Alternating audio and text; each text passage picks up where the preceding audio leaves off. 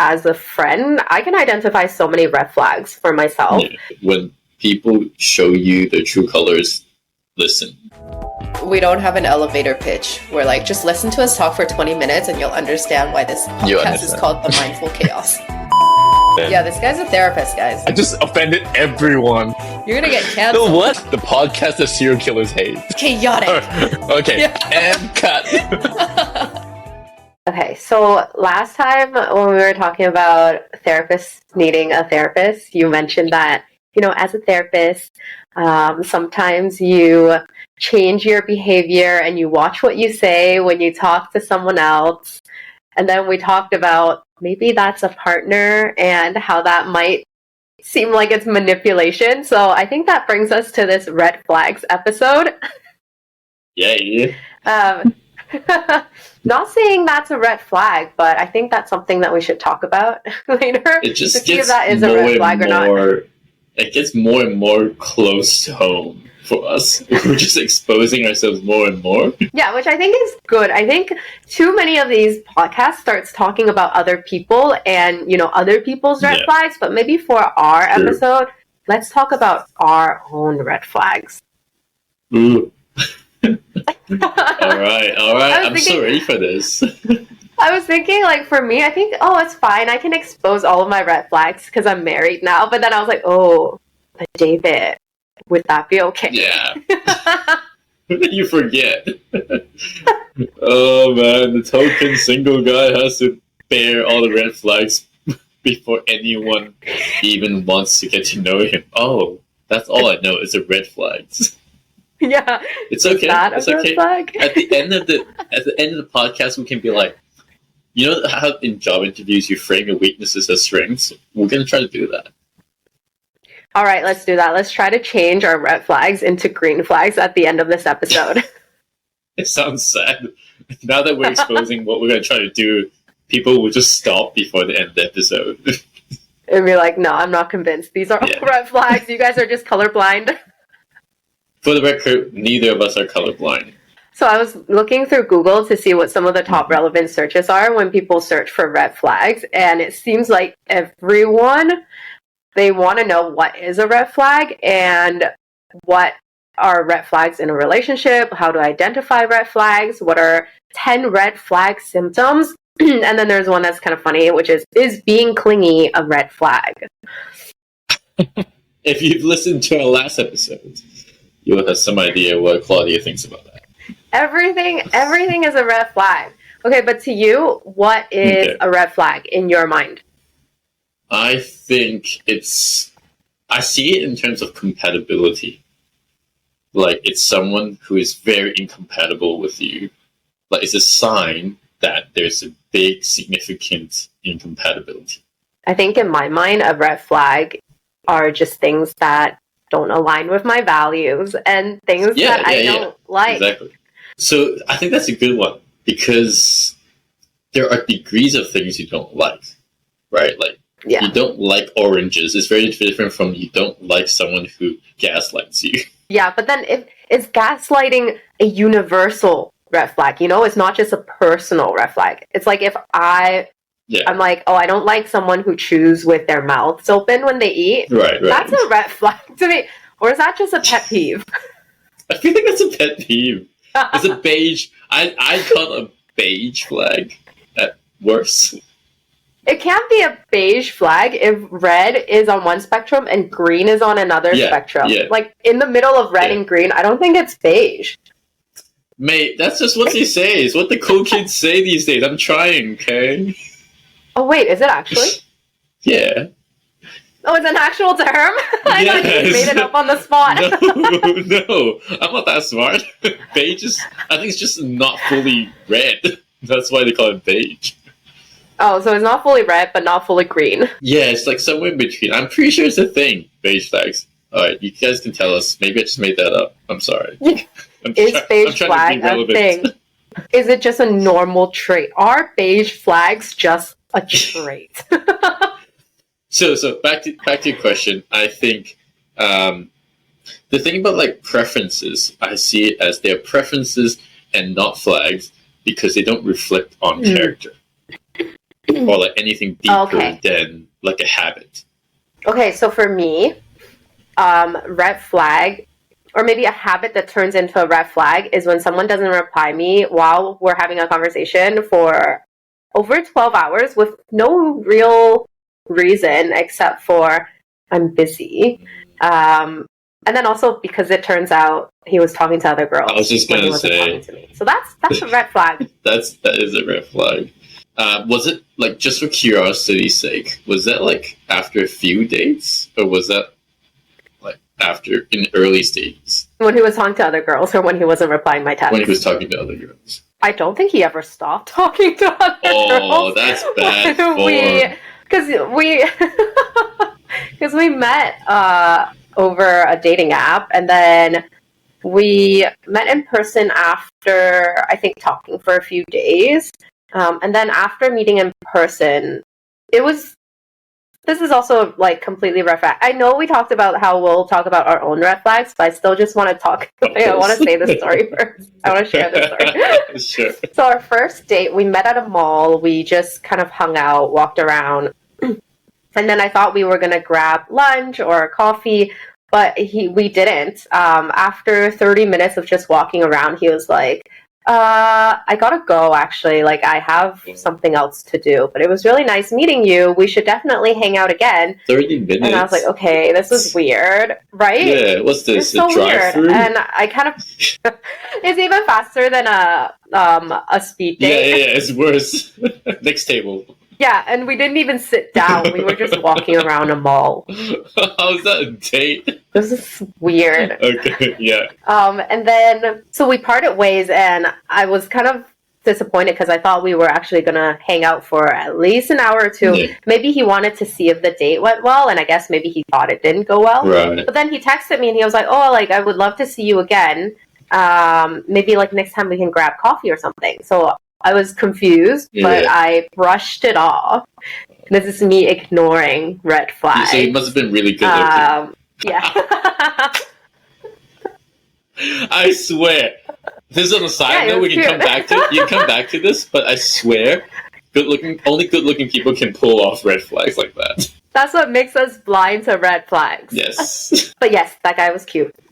So I ignored that red flag. Well, and I also thought it's the first date, so maybe it was just a little awkward, and he felt a little awkward. Okay. And really funny, I asked him about it afterwards, and was like, why, how come you left after our first date, after 30 minutes, but you still wanted to see me?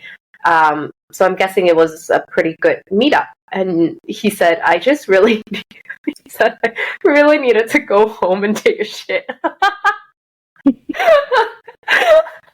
He said that he really needed to fart. That's why he cut the date short. I never found out if that is real or not. Okay. It just sounds like a really stupid reason really stupid. and an excuse. Yeah. Sounds so stupid. So this is what happens when you ignore red flags. Yeah. All right. I can't top that story. Like, that story. That just... We can stop this episode here. That was it. It's just shit story. And let's bring it back to ourselves. Okay. I won't expose anybody else's red flags. Sure. Famous last words. Okay, your turn. What's Do you have a red flag story first? Okay, mine is like not funny. It's kind of sad-ish. Oh no, I don't want to hear it. It's not like sad, but it's like losing a friend. Like, I moved to Australia by myself, and so for me, friends mean a lot. And in the first like 6 months to a year, I was like that golden lab of a guy who ran around trying to make friends with everyone, tail wagging. And I think I had to ignore all the red flags almost. But I put myself in the mindset where, hey, I would just say yes to everything. I will always give people the benefit of the doubt. I will be the one putting in all the effort. And that's like an ingredient. That's a recipe for disaster. Because then everyone will take advantage of that. The wrong people that I think are friends, I would be investing everything into it. And so there was this friend who wouldn't reply me for days on end or weeks on end.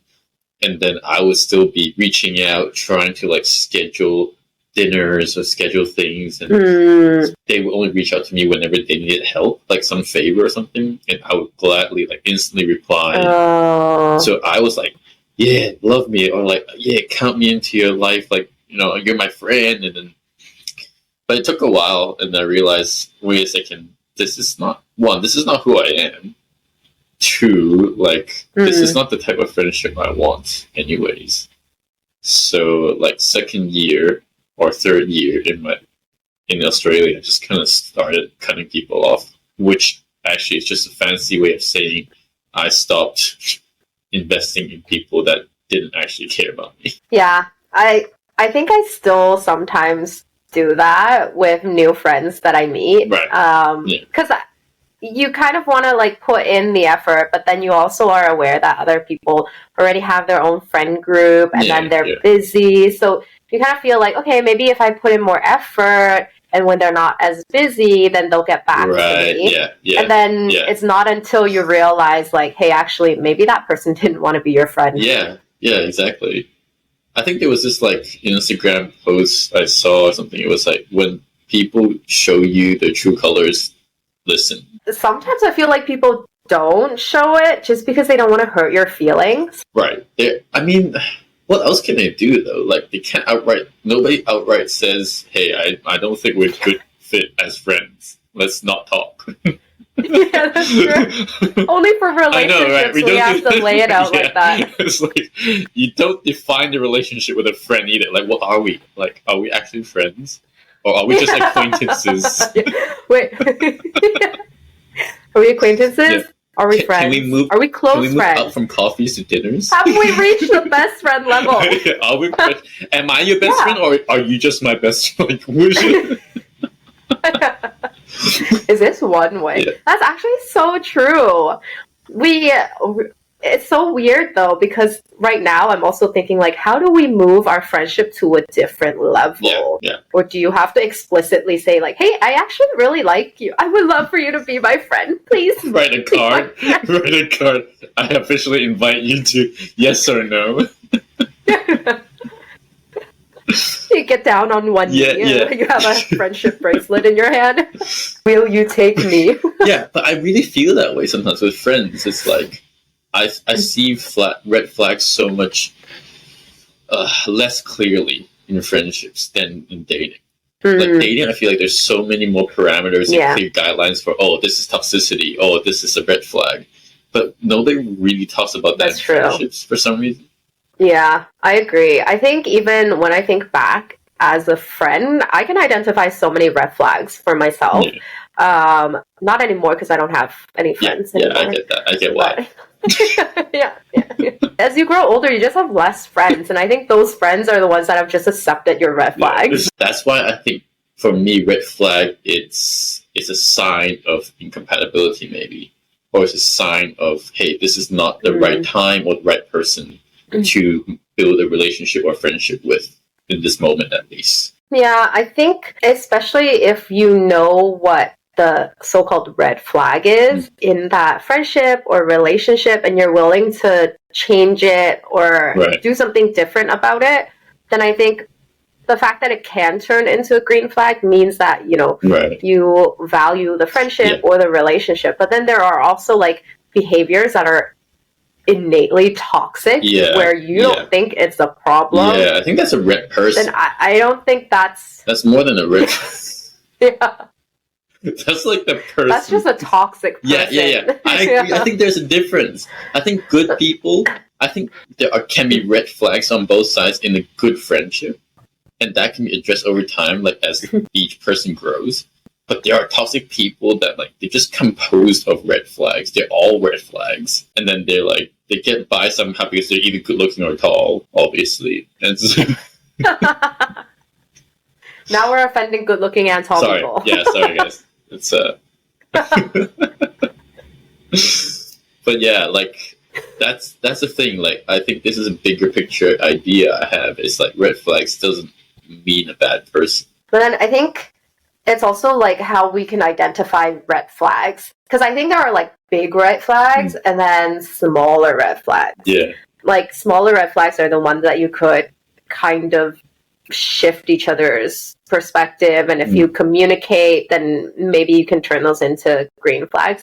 But then if there are major red flags, do you think that can ever be changed into a green flag? Maybe it just takes time. That's why a lot of us are like, ooh, I could fix this person. Right. And that's such like a attractive feeling, appealing feeling for so many people that you hear all the time, or you see it. Is that a red flag? Yeah, I think so. I think it's that we misread our inner cues sometimes. Like chasing a bad boy or a bad girl, for example. Like we misread that excitement or thrill of the chase as a good thing, but it's actually that's a raging red flag.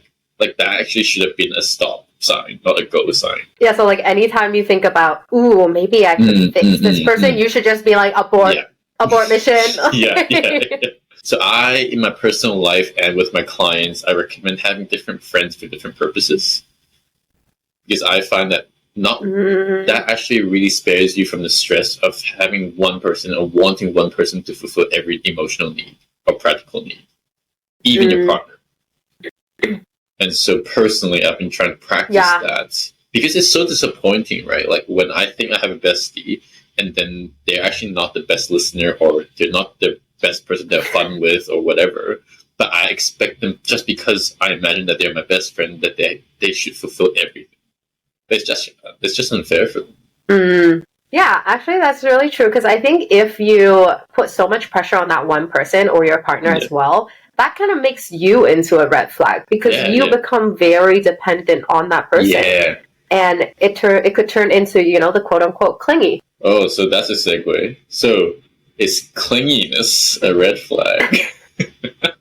I think it depends on the clinginess. There are certain levels of clinginess that we can identify, like a pyramid. Maslow's hierarchy, but this is like Claudia's hierarchy of clinginess.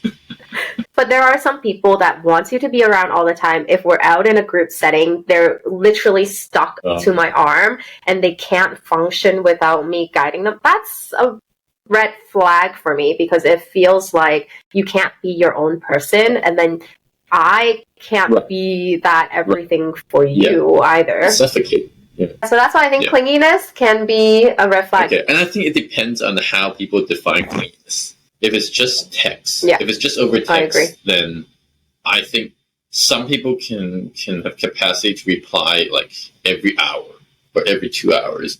Other people need like longer than that. Like it depends. So it's hard to define clinginess, first of all, and then is that sort of level of clinginess a red flag? Because I think in a romantic relationship, affection can be misread as clinginess if you're not as into, or if you don't express affection the same way. Yes, but I always feel like there's a line, like 5 consecutive texts is maybe acceptable.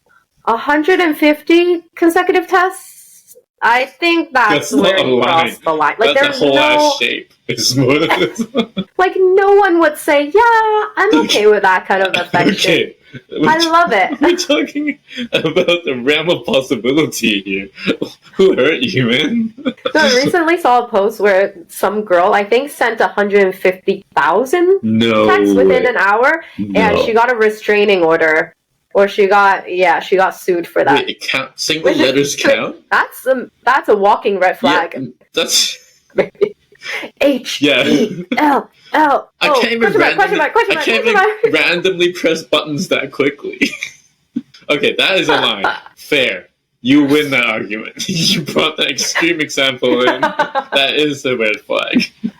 There is a line. There is a line. Okay. So I think it's fair to say that, the person doing the judging can decide where that line is. Yeah, then I guess it also just falls under communication. Yeah.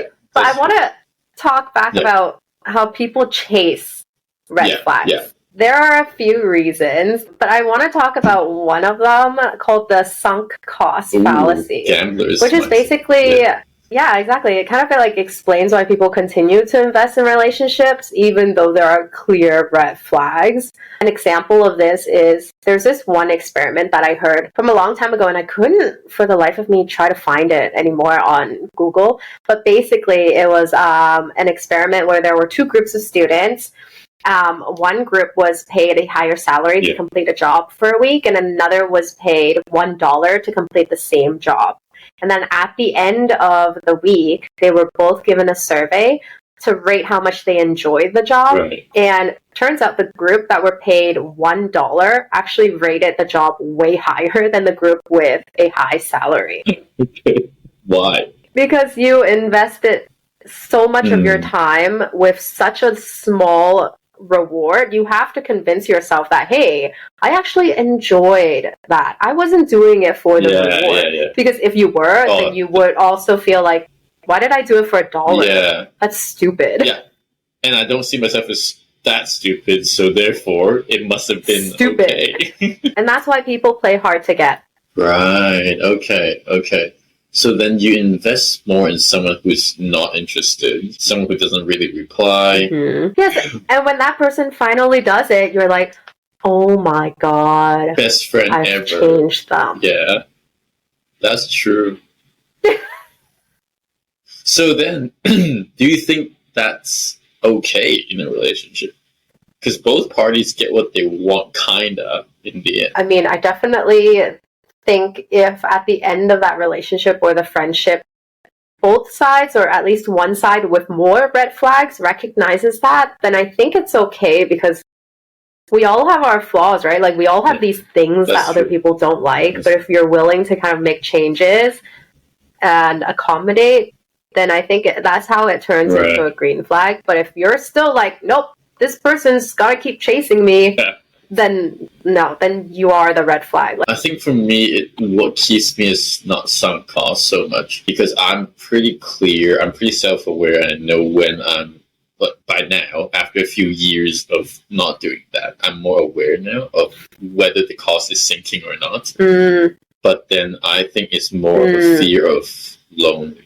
It's like I know if I don't try harder, or if I don't accept some red flags, I might be lonely, or I might end up being alone. So I will have a higher tolerance for flags. Yeah, is that because I used to also feel that way when I would break up with someone and I would feel, oh my gosh, I'm never going to find someone better than this I had person. that feeling all the time, like with people. Yeah, it was hard. Like my first breakup was really hard because of that. But then I think you realize by the next one, you're like, actually, I could find someone that's a better fit.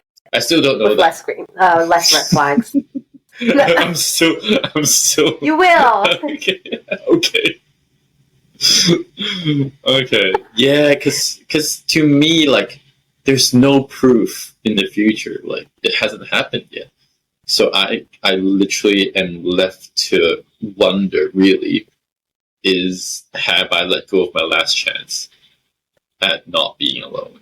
And so I always have to weigh, like, red flags versus being alone. But then when you did recognize that red flag, and you know that you have that fear of being alone, how did you still convince yourself to let go of the red flag? To let go of the red flags, like to accept them? To accept your fear of loneliness. And right. Get rid of that person who has all the red flags. There were too many. At a certain point... Just at that point, like, you were like, I can't ignore it. No, at that point, for me specifically, it was like, I imagined having to live with that red flag for the next 5 years, and I was like, no. It was just, I had to maximize it. Like, you're like the text, like, if it was 10 texts, and I'd magnify that to like 150,000 texts in 1 hour, then I'm like, nope, that's an easy no for me. Yeah, so you basically accepted the fear of loneliness is better, more acceptable. Between lesser evils. Than the 150,000 texts. Yeah. Yeah, that's the thing. I think that's good that you recognize that. It's good in a sense. I feel like it's good because then my self-worth increased, and then my self-confidence, like my belief of my value increased.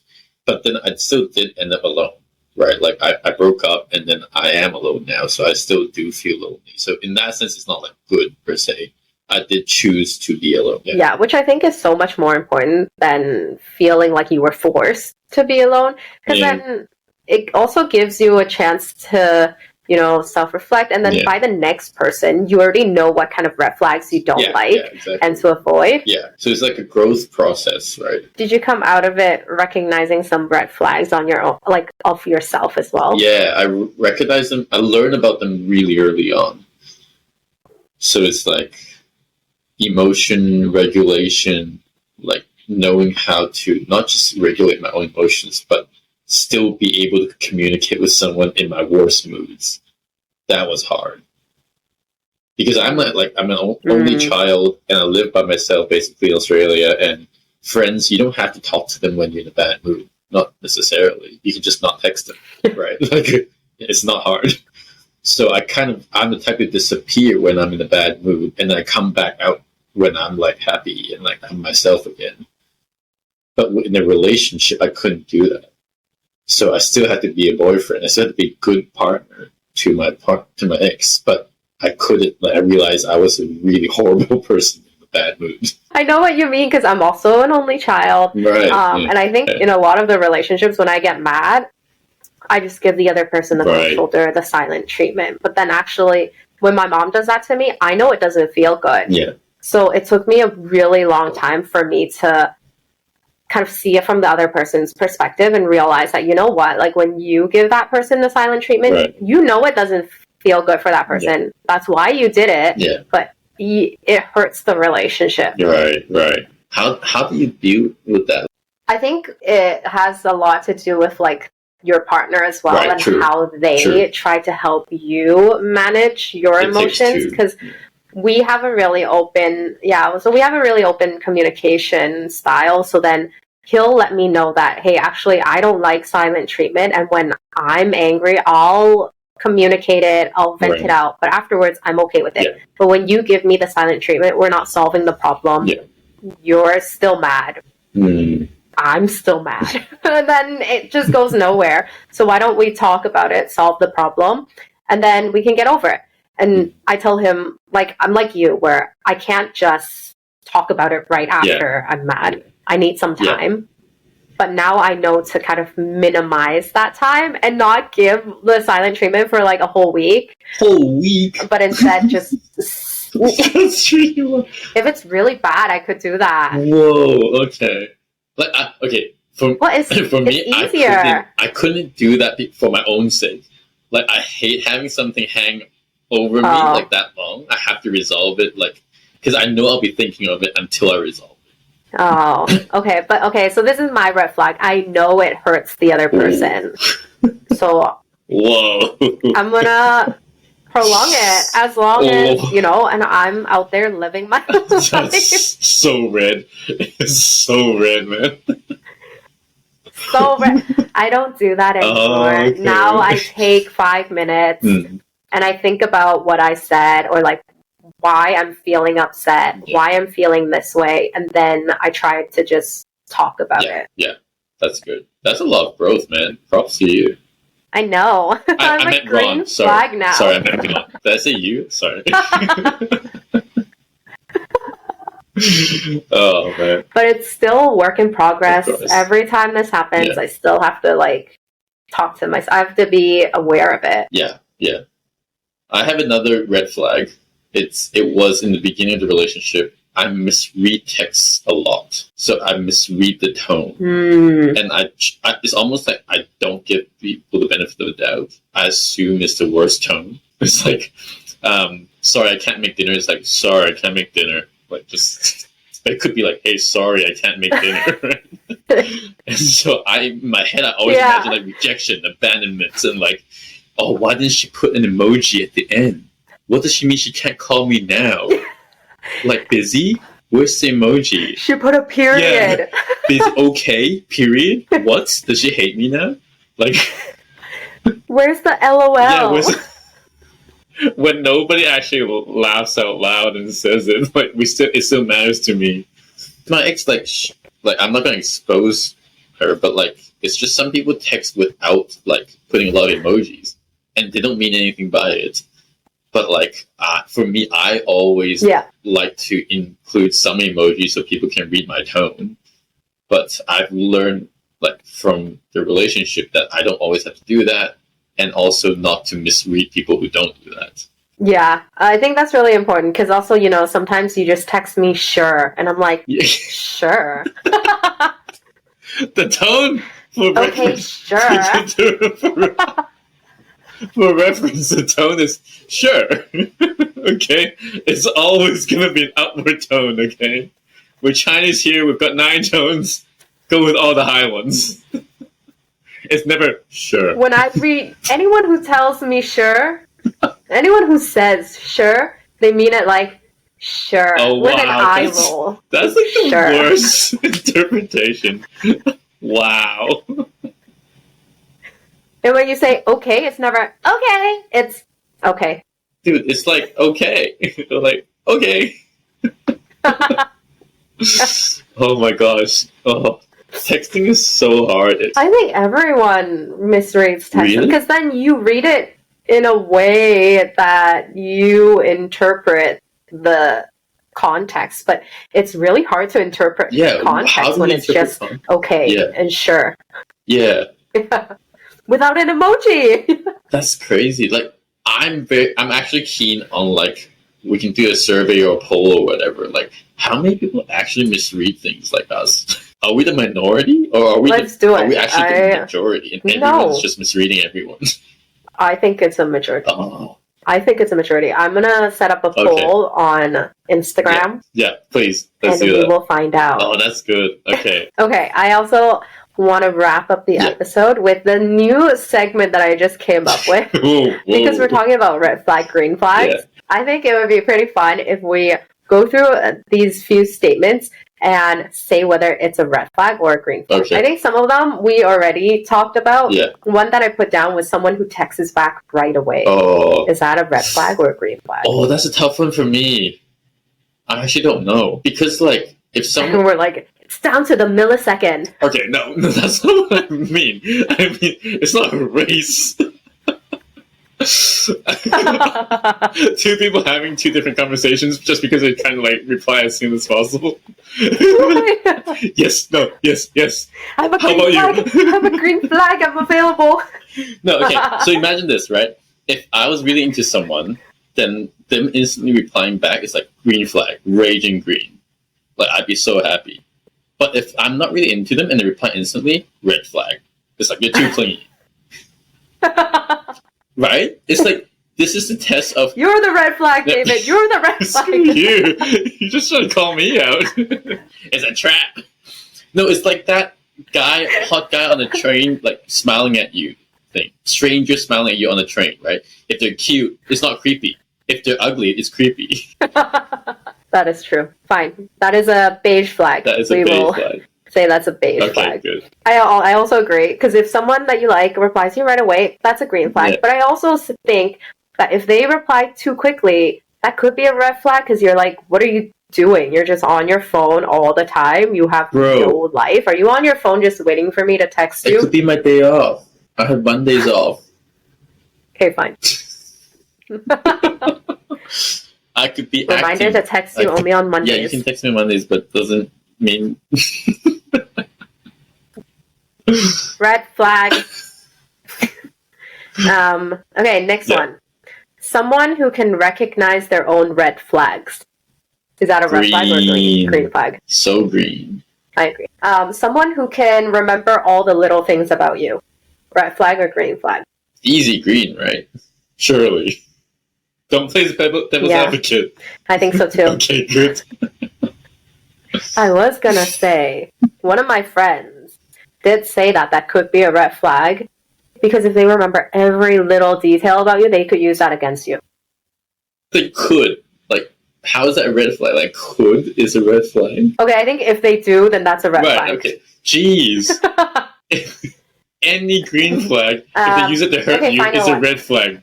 You win. Okay. That is the moral of this. Opening car doors for you. Green flag or red flag? Green. Oh, what if they use the door to smash you in the face?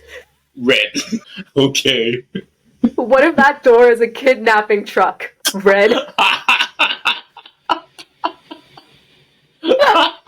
If a kidnapper opens a car door for you, is that a red flag or a green flag? He's a gentleman, but he's a kidnapper. Depends if he's hot and tall. Oh, is it kidnapping if they're hot and tall? Oh, that brings up so many issues. Okay, final one. Okay. Final one. Okay. If that person is a therapist, is that a red or green flag? What? I'm out of here, man. That was so targeted. I feel so attacked right now.